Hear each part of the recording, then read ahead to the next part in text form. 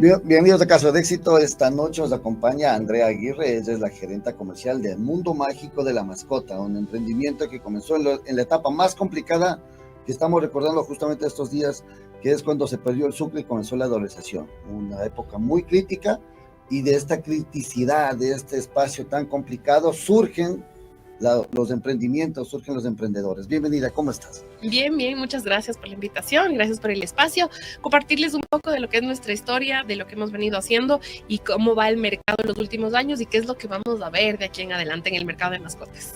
Estamos hablando de que en el 99 hubo una gran crisis económica, ¿no? Sí. Tuvimos una devaluación enorme, llegamos a pasar a un sucre de 25,000 sucres por dólar, se cayó la economía, vino la dolarización, se cayeron los bancos, vino el fraude bancario, todo pasó.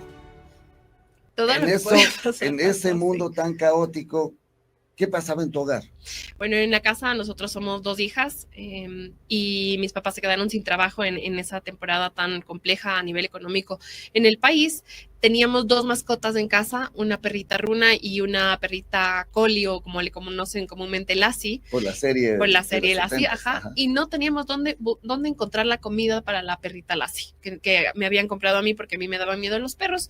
No teníamos dónde buscar, era muy difícil. Habían locales, sí existían, pero eran muy poquitos y no había una oferta, un portafolio muy grande en realidad. No había el alimento balanceado todavía. No, habían ciertas marcas importadas, estaban empezando a producir ciertas marcas nacionales, pero era una producción de emprendimiento también. La industria como tal que ahora conocemos, la industria nacional, no existía, cero. Entonces mi mamá decía, tenemos que emprender algo porque tenemos que comer. Lo que comentábamos, los emprendimientos en el país nacen, la mayoría de veces, creo yo, de una necesidad tengo que pagar el arriendo, tengo que vivir, ¿no? Entonces tengo que emprender y empezar a vender algo. Así empezó el negocio realmente, y el portafolio era súper pequeño, o sea, era impensable tener ropa para mascotas, juguetes para mascotas, eso no existía hace 28 años. Básicamente una oferta de alimento balanceado muy pequeña, y después empezaron a salir ciertos emprendimientos de juguetes, de cepillos, cosas que ahora nos parecen súper básicas, ¿no? Dentro de la oferta, pero empezaron a salir ciertos emprendimientos nuevamente de este tipo de cosas. Claro, de esta nueva conciencia, ¿no? Sobre los animalitos, esta conciencia de ya no tratarles como una propiedad, sino comenzarles a dar sus derechos. Sí. Eso viene, es un camino largo. Es un camino largo, ¿no? Y en ese camino ustedes encontraron justamente que podían entrar en ese negocio. Sí, justamente, como te digo, de esta necesidad de tener un sustento económico para la familia, primero, y luego viendo que había que hacer un trabajo de educación a la sociedad, digamos, ¿no? De decirle, mira, no hay que cocinarle. Acuérdate que muchas familias cocinaban la colada, con los huesos, con la avena, con las cosas para los perros. Era una actividad del día, la colada de los perros, ¿no? Sí, de los perros y de los yo gatos. recuerdo que Entonces, había que hacer un trabajo de concientización, de decirle, mire, esta fundita de comida cuesta tantos dólares, ya en dólares, ¿no? Y usted le tiene que dar 100 gramos diarios y nada más, no tiene que cocinar, no tiene que comprar la avena, los huesos y demorarse 2 horas cocinando la colada, ¿no? Claro. Entonces el trabajo como de educación y de concientización tomó realmente algunos años hasta que la gente pruebe las bolitas, que vean los beneficios de que el pelito ya no se le cae, de que de pronto no es que come el perrito, se llena la panza y luego va al baño y se chupa nuevamente. Las heces es uno de los factores en donde uno puede ver claramente la nutrición de un animal en las heces, ¿no? Que sean más compactas, que sean más pequeñas, que no tengan mucho olor. Entonces todo ese trabajo de un mercado que no existía en el país se tuvo que hacer durante algunos años.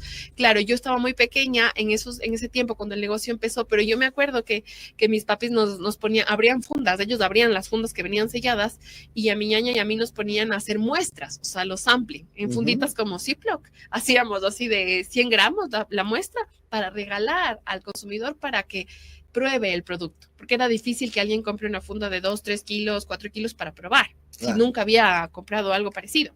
Entonces yo me acuerdo de todo esto porque era mi actividad después del colegio, de clases, hacer las funditas de muestras para que la gente regalarle y pruebe. Y claro, y muchos de ellos decían, oiga, sí, sabe que me fue súper bien, deme nomás la funda. Entonces fue un trabajo de varios años de que la gente empiece a probar los productos, de que vean, de que compren.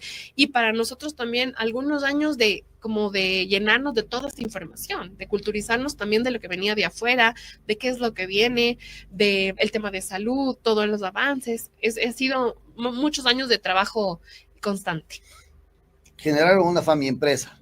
Sí. Es una familia empresa, en la que tú Ajá. naciste naciste económicamente en la familia empresa, Exacto. viste cómo se hacía. ¿Cómo fue para ti el inicio? O sea, decir, ok, estamos en crisis, estoy en una etapa complicada de mi vida, pero necesito apoyarle a mis papás, necesito apoyarles. ¿Cómo fue ese sentimiento para ti? Claro. Bueno, nosotros con mi hermana crecíamos en el local, ¿no? Crecíamos en la bodega, del local, en la pequeña bodega, y era nuestro espacio en ese momento para jugar. O sea, nos divertíamos subiéndonos a las fundas, nos bajábamos, hacíamos que la carpita y todo. Hacíamos las muestras que te digo. Era una actividad parte de la rutina familiar. O sea, era parte de nuestra rutina familiar. Una acotación, por ejemplo, súper chistosa es que cuando estábamos en esta temporada del cambio de sucre a dólar, mi mami nos decía que llamemos al banco desde la casa, llamemos al banco y preguntemos del cambio. Ya, para mí a los 9 años, yo no entendía qué era el cambio, no entendía, pero yo tenía que llamar y preguntar. El número que te diga. Exacto, entonces yo llamaba y me decían, no sé, antes del tema de la fijación del tipo de cambio, no sé, 9,000, 10,000 sucres por dólar, y yo, ok, gracias, le llamaba a mi mami, dijeron 10,000, ya. Entonces mis papás a veces tenían que bajar la Lanford y cerrar el local porque no les convenía vender los productos en dólares a ese tipo de cambio, ¿ya? Claro. Como ahora lo entiendo porque, pero en ese momento yo no entendía qué era el tipo de cambio, por qué. Lo único que entendía es que si me iba al cine o me iba a comprar un chupete ya no pagaba con los sucres, sino con otras monedas nuevas. Sí. Entonces, todo este tipo de actividades alrededor de la empresa eran actividades familiares. O sea, se volvieron, y yo creo que a muchas empresas familiares les pasa eso, que muchas actividades de la empresa se vuelven actividades familiares, porque la rutina de la familia va en torno a la actividad de la empresa. Sí, casi siempre en un emprendimiento es así, al inicio, ¿no? Ya después con los años, cuando la empresa se va formando, se va estableciendo, se va fortaleciendo, es que uno puede empezar a separar esas actividades un poco, de decir, esta es mi vida familiar y esta es mi vida de trabajo y empresarial. Claro, es que no sé si te acuerdas de la pandemia, que también nos encerramos todos en grupos familiares. Era complicado decir de qué hora trabajo y en qué parte de la casa trabajo. Exactamente. Entonces me imagino que esa parte también les pasó a ustedes hasta determinar, bueno, esto es mi área de trabajo y esto es mi área familiar. Exactamente. Los desayunos a veces, las cenas a veces se vuelven desayunos de trabajo, porque trabajamos juntos y tenemos muchísimos temas en común que tenemos que tratar y a veces son urgentes. Entonces es como que, a ver, solo 5 minutos, por favor, les quiero preguntar esto. Sí, no, ya, gracias. Hemos tratado de los últimos años separar un poco las actividades familiares y de trabajo, pero siempre hay algo de pronto urgente que hay que topar o hay que hacer. Incluso nos pasa, por ejemplo, cuando nos vamos de viaje, que a donde vayamos siempre estamos viendo las cosas de los perros, las cosas de los gatos, estamos viendo, mira, hay un local de mascotas, que yo me imagino que para nadie de pronto puede ser muy común que me voy de viaje y entro al local de mascotas. Para nosotros es un punto de atracción entrar a un local de mascotas o a un supermercado, a la sección de mascotas, a ver qué hay, cómo está exhibido, qué productos nuevos hay. Ya se vuelve parte de incluso de nuestras vacaciones a veces. Claro.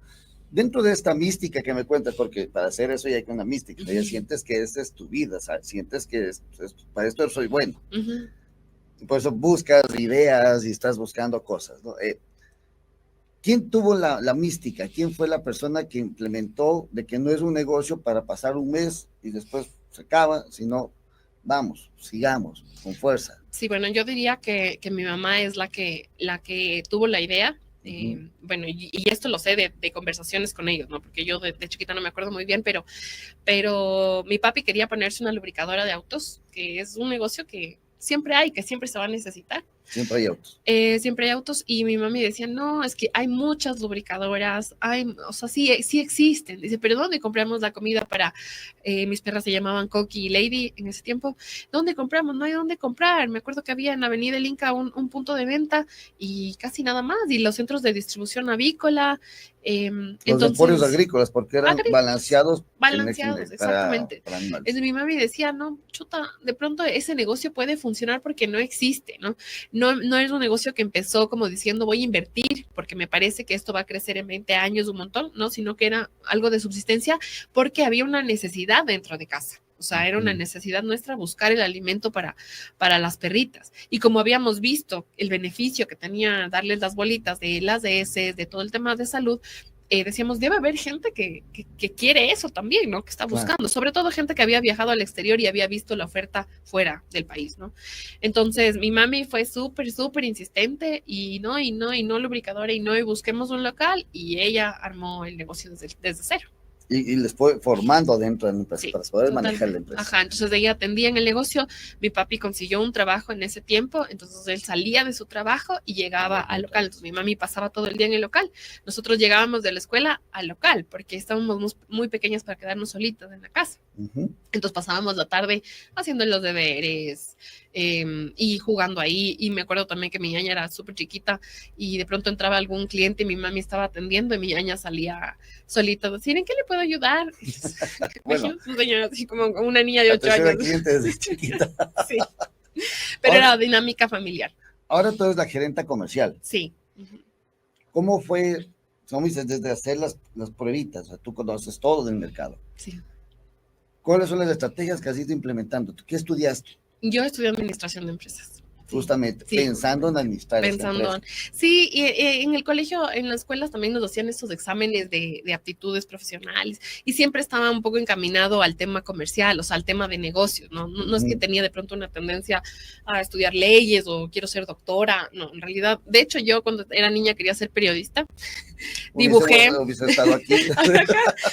los micrófonos, pero como yo creo que como crecí en este mundo empresarial, o sea, en este mundo del negocio, entonces yo siempre tendí un poco al tema. Entonces, claro, me acuerdo que quería estudiar leyes también, y cuando ya el día que me iba a inscribir a la universidad, dije, uy, no, es que en leyes hay que estarse actualizando mucho y eso de estar yendo a los juzgados, a mí no me gusta, no, voy a estudiar administración. Y tenía como la base, porque yo ya trabajaba desde pequeña. Ya cuando estaba adolescente hacíamos eventos de la empresa y yo siempre iba, le ayudaba a mi mami en las noches a cuadrar las cajas, dar los reportes de las tarjetas, o sea, siempre estuve en ese tema. Entonces estudié administración, y cuando entré a la universidad, el horario de la universidad nos daba para trabajar, en realidad, pero yo decidí no trabajar en la empresa desde el inicio. ¿Ya? Yo sentí que había que formarse fuera. Era importante formarse fuera, porque no es lo mismo pedirle permiso a papá para alguna cosa que pedirle permiso a un jefe que es extraño, ¿no? Entonces tenía que formarme fuera,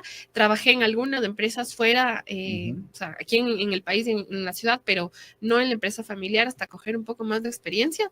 Y ya cuando la empresa llegó a los 8 locales, vimos que era el momento como de incorporarme. Tenía que empezar a apoyar un poco al tema logístico de la empresa. Pero siempre viste que el futuro era traer todo lo que estás aprendiendo. Exacto. Para aplicar acá a la empresa familiar. Sí, exactamente. Era la idea desde el inicio. Mi hermana se fue a estudiar fuera, en el exterior, entonces ella no entró mucho a la dinámica desde el inicio, pero sí, siempre fue una idea de que yo empiece a aprender un poco cosas de fuera, de otras empresas, formatos, una estructura cultural, empresarial diferente, y luego regresar a casa, digamos, excelente, a implementar. Excelente. Me gusta cómo piensas y cómo hablas de tu negocio, de tu familia empresa, y siento que te gusta, o sea, que toda la vida has estado ahí y que vas a llevar muy largo, muy lejos a tu marca. Sí, de hecho, sabes que nosotros crecimos con mascotas, con las mascotas que teníamos cuando éramos niños y empezamos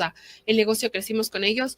Cuando fallecieron las 2 perritas que teníamos, pasó un mes y yo estaba en la universidad, dije, no podemos vivir sin mascotas, o sea, esto es parte de nuestra dinámica, y adopté una perrita. Mi mami casi se muere, me quería matar porque el duelo fue terrible de las otras 2 perritas, y después ahora, la que tenemos ahora, la que adopté, que se llama Nala, es la reina de la casa. De hecho, le dicen que ella es la verídica heredera de todo el negocio. Tiene ya 13 años. Y nosotros nos dimos cuenta, incluso hace algunos años, que era importante que los colaboradores que tenemos tengan mascotas. Para entender porque lo que estamos haciendo. exactamente, porque tienen que entender a ese consumidor, a ese pet lover, a ese formato de gente que entra al local a pedir algo, tienen que entenderle. Por ejemplo, un ejemplo súper básico, a veces llega la gente y dice, señorita, es que en la pandemia sobre todo, yo me dediqué a impulsar el canal digital, que era lo único con lo que podíamos trabajar. Y me llamaban, es que no come mi perro 2 días. Entonces yo técnicamente sé que si no come 2 días no pasa nada. Al cuarto día va a comer el perro. Y no le tienen que dar ni un pan ni nada porque si no, no, o sea, no va a comer porque está mal educado, digamos. Ya, si es que no tiene un problema de salud. Pero yo no le puedo decir a una persona que está desesperada en el teléfono porque su perro no come 2 días que no le va a pasar nada. Cálmese, señora. No puedo hacer eso. Claro, Entonces, no, tienes que entrar tengo en que el ser mismo, súper empático. Claro. No le puedo creer y le pasará algo y se queja y está llorando. Ya, mire, no le va a pasar nada. Dele un poquito de alimento húmedo con las pepitas, una sopita para que empiece. Ya. Pero tiene que haber una empatía de por medio.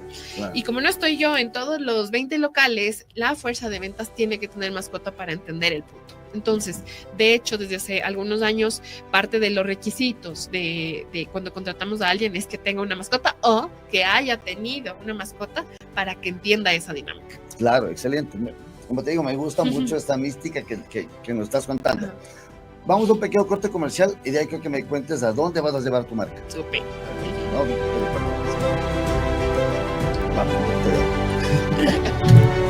ahora estaba yo justo impresionada.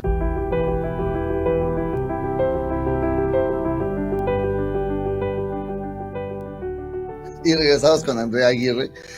Me ibas a contar a dónde quieres llevar la marca. Y estábamos conversando fuera de cámara también de este mercado, cómo ha ido creciendo, ¿no? Sí. Yo creo que a partir de la pandemia, sí, también sufrimos de esta soledad, sufrimos de este alejamiento y nos refugiamos más en los peluditos, ¿no? Nos refugiamos más en nuestros animales. Sí. ¿Cómo tuviste, cómo viviste la pandemia? ¿Cómo fue el golpe de la pandemia para tu negocio? La pandemia sí fue para todos, creo que para todo el mundo fue un golpe comercial súper duro, súper duro. Yo me acuerdo clarito que el día que el presidente en ese entonces empezó a dar sus declaraciones y decía, está permitido que abran los supermercados, las farmacias. Nosotros, mis papis y yo éramos viendo así la tele y decíamos, Dios mío, Dios mío, Dios mío. Y dijo, y los locales que venden productos para mascotas. Dice, ya. Podíamos abrir, que era una suerte brutal. Ya. Y yo en mis adentros decía, ¿por qué nos pone a abrir a los locales de mascotas si efectivamente en ese momento había alimento para mascotas en los supermercados? O sea, ya. Pero no había tomado en cuenta, y en ese momento se hizo súper real, que hay muchas mascotas con necesidades especiales que no encuentran productos en los supermercados. O sea, me refiero a mascotas con problemas renales, con problemas urinarios, gatos con problemas urinarios, con problemas cardíacos, mascotas que comen alimentos que no hay en los supermercados y así vitaminas, desparasitantes. O sea, no solamente comprar el alimento. El alimento y ya, hay más cosas. Entonces, lo que nosotros trabajamos en la pandemia y nos reforzó muchísimo es del canal digital, la compra por página web y la compra de nuestro canal más fuerte digital, que es el WhatsApp. O sea, el WhatsApp para nosotros fue WhatsApp y teléfono en ese momento súper fuerte. Sí cerramos locales, no cerrada definitiva, pero se tuvieron que cerrar las puertas, sobre todo los que están en centros comerciales, porque los centros comerciales no abrían. Los centros comerciales que abrían para el supermercado y las farmacias no abrían todas las puertas y a veces nuestro local quedaba en una puerta que no se abría, entonces la gente no quería cruzarse medio centro comercial para comprar. Tuvimos que priorizar ciertos puntos de venta y pasar todo el portafolio a esos puntos de venta. Decidimos no prescindir de ningún tipo de personal. Nosotros nos quedamos con el equipo completo, turnando a la gente para que puedan trabajar todos. Y también era un tema de ya se contagió tal persona y ahora con quien se vio, crucen la llave. O sea, fue una cosa una etapa muy complicada, muy dura. Pero también creo que nos ayudó muchísimo a poder fidelizar a los clientes, a poder decir, sí, a veces yo de hecho estuve yo atendiendo, si alguien me escucha por ahí y llamó a Mundo Mágico en la pandemia al teléfono, al WhatsApp, era yo. Era yo directamente la que la atendía y le decía, sí señora, lunes, le puedo mandar el alimento al Valle de los Chillos el miércoles, porque acuérdate que trabajamos hasta las 2 de la tarde. Claro.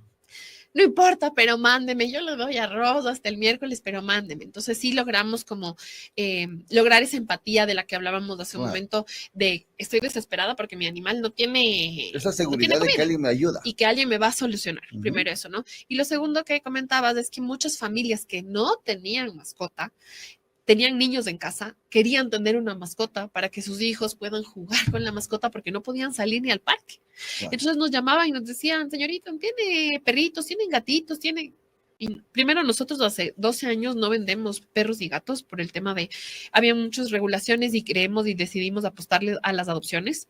Entonces no teníamos de venta, teníamos las fundaciones con las que trabajábamos, pero teníamos hámster, peces, conejos que nos quedaron de cuando se cerró todo, ¿no? Claro. Entonces también había gente, quiero que me mande un hámster porque es el cumpleaños de mi hijo, que ni sé qué. Entonces yo decía, Dios mío, estamos en pandemia, ¿quién quiere un hámster? Pero no importa, ya le mando el hámster con el chofer. Entonces sí, la pandemia definitivamente hizo también, o sea, nos hizo cambiar a nosotros el tema logístico de trabajo y también le hizo a mucha gente darse cuenta que una mascota era una compañía, era un miembro más de la familia, que si yo vivo sola y me quedo encerrada en mi casa, un perrito puede ser una compañía para entretenerme, claro. El cepillado, sacarle 5 minutos a la vereda que salga y dormir acompañada. Es muy necesario, claro. Es súper necesario. Entonces la pandemia fue un punto de inflexión en el mercado súper grande y para nosotros este empuje de entender la empatía que tenemos que tener con todos los clientes. Claro. Y de ahí, de este gran problema que pasamos a nivel global, ¿a dónde vas a llevar la marca? ¿Cuáles son las nuevas estrategias comerciales que vas a implementar? Nosotros en la pandemia todavía manejábamos una imagen anterior. Teníamos nuestro logo, era diferente, teníamos otro tipo de imagen, que es la imagen que veníamos trabajando 25 años, ¿no? Yeah. Entonces, a los 25 años, después de la pandemia, decidimos hacer un cambio de imagen, cambiamos el logo, definimos un color corporativo, hicimos todo un trabajo de marca. Tenemos ahora un brand book, estamos trabajando el tema de imagen, de que todos nuestros artes tengan congruencia, bueno, todo el tema que implica manejar la marca, con un integrante más de la familia también. A nivel de marketing, ¿no? Eso fue lo primero para poder, sí, después empezar a crecer bajo un esquema ya un poco más riguroso, ¿no? El tema de identificación es súper importante. Sentíamos que el consumidor nos estaba confundiendo con la competencia. A veces nos decían, ay, no, ustedes tienen el local en tal parte y nosotros, no, ese no es nuestro. Entonces, era súper importante hacer este trabajo de marca. Hay marcas que parezcan los nombres. Sí, los colores, nosotros no teníamos un color definido, entonces la gente no puede decir, ustedes son los rojos, ustedes son los amarillos, los verdes, los azules, ¿no? Al menos en el color, ¿no? Nos pasó mucho, o sea, nos pasaron algunos casos de que de pronto había gente que tenía algún reclamo de algún problema con algún local y ya después de toda la conversación, media hora, sí, pero ¿cómo y cuándo y por qué? Nos dábamos cuenta que no era un local nuestro. Entonces era súper importante fortalecer el tema de marca, que fue el trabajo que se hizo hace 3 años, que venimos trabajando también, imagen en los locales, letreros, colores, demás. Y de ahora lo que queremos, bueno, empezamos la expansión a nivel nacional también. Nos dimos cuenta que la costa es otro mundo, todas las provincias de la costa son otro mundo a nivel comercial. ¿Por qué? ¿Por qué te pareció que es otro planeta? Yo diría en términos criollos que la costa es muy novelera. A la gente en la costa les gustan mucho las novelerías, o sea, les gustan mucho las innovaciones y esto, ¿no? Por ejemplo, cuando abrimos el local en Manta, mandamos productos, camitas, ropita, que no tenían felpa, porque no es necesario por el frío, ¿no? Entonces enviamos los productos, pasaron unas 2 o 3 semanas y el jefe de local en la costa nos dijo, Fernando me llama y me dice, Andrita, necesitamos productos, pero con felpa. Entonces decía, ¿por qué Fernando con felpa? Me dice, Andrita, lo que pasa es que los perros acá o los gatitos pasan dentro de casa con el aire acondicionado. Claro. Necesitamos saquitos. Y yo era como, Dios mío. Mucha gente decía, llegaba al local y nos decía, y le llegó una nueva colección de ropa porque ya tengo este, ya tengo este, ya tengo este, ya tengo. Y yo decía, Dios mío, ya le voy a mandar otras coleccionando. Cosas. Sí, perfumes, muchas cosas que acá en la sierra se venden, pero con menor velocidad allá son un boom. Las colecciones de Halloween, por ejemplo. Colección de Navidad, todas las colecciones que salgamos a nivel de ropa vuelan en la costa, es otro tipo de comportamiento. ¿Qué producto más tienes tú dentro ahora en tu portafolio? Nosotros tenemos, la base de la empresa son los alimentos balanceados, ¿no? Esa es la base, ¿no? Es un producto que se vende todos los meses, como la arena de los gatos también, es un producto que se vende todos los meses. Trabajamos todo lo que son accesorios. para el hogar, o sea, casas, camas, juguetes, ropa, cepillos y toda la línea de fármacos de venta libre. Para la salud, antipulgas, antigarrapatas, shampoos, cremas, este tipo de cosas. Todo lo que necesitas como para tener una convivencia sana con tu mascota en la casa, ¿no?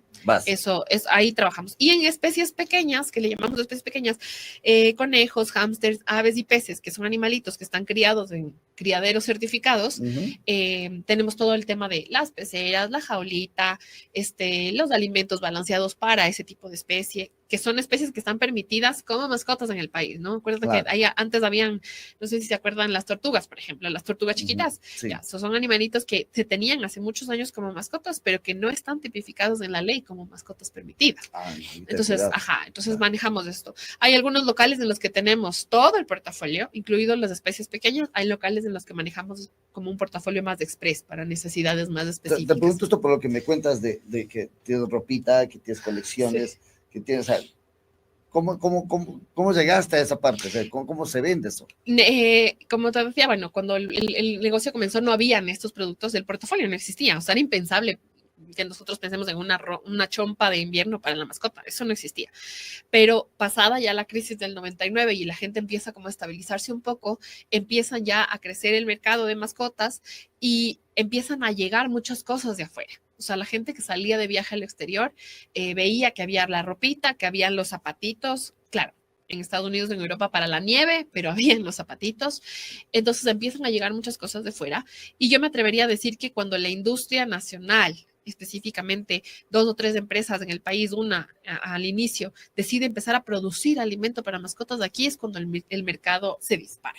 Porque resulta que ya hay una oferta nacional, digamos que con un costo más económico, un precio más económico que la oferta que se importaba, con una propuesta que no había, que no existía, en un hueco del mercado que nadie estaba ocupando. Pero había el nicho. Exacto. Entonces ahí empieza a crecer todo, los accesorios empiezan a moverse, la gente empieza a ver que existen cosas.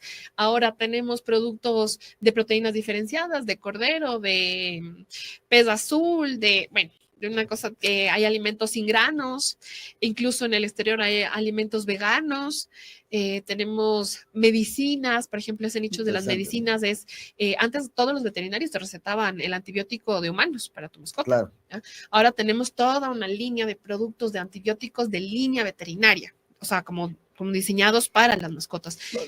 Te pregunto esto porque muchas empresas ya encuentran de que ya aquí está el negocio y de ahí no me muevo, entonces solamente vendo alimento y no vendo más. Las necesidades son súper altas. Nosotros desde hace 2 años nos dimos cuenta que había muchos medicamentos que ya habían en el mercado y que nosotros en el punto de venta no lo podemos ofrecer por un tema de restricción, de permisos.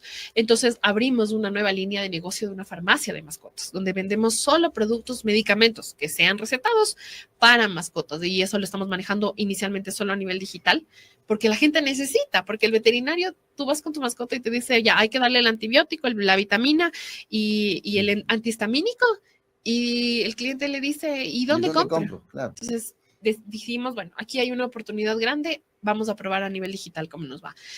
Van haciendo muchas cosas de la necesidad de los clientes. Ahora tenés paseadores para las mascotas, hoteles, hay seguros para mascotas, que es otra de las cosas que se ha venido creciendo en los últimos años un montón. La gente ya está como culturizándose en, voy a comprarle un seguro a mi mascota porque cada vez que voy al veterinario o algo le pasa, son X números de dólares. Entonces prefiero pagar un seguro. Entonces, a veces no tengo seguro yo, pero le voy a pagar el seguro a la mascota. Claro que sí. Entonces, el mercado viene creciendo y yo creo que se va a ir especializando muchísimo más en productos mucho más específicos o diseñados para ciertas necesidades, y el mercado de los gatos seguramente va a crecer. Estupendo. Sí, qué linda entrevista, te felicito, eres un caso de éxito, me gusta.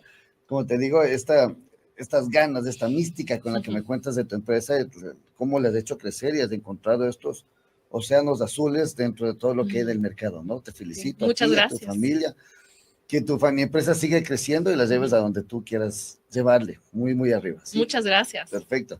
Es costumbre del programa pedirte que nos des un consejo a los emprendedores que lo están viendo, de 2 minutos, por favor, de esta cámara. Sí. Bueno, ¿qué les puedo decir? Creo que muchos emprendimientos nacen de la necesidad, a veces incluso de las necesidades dentro de casa.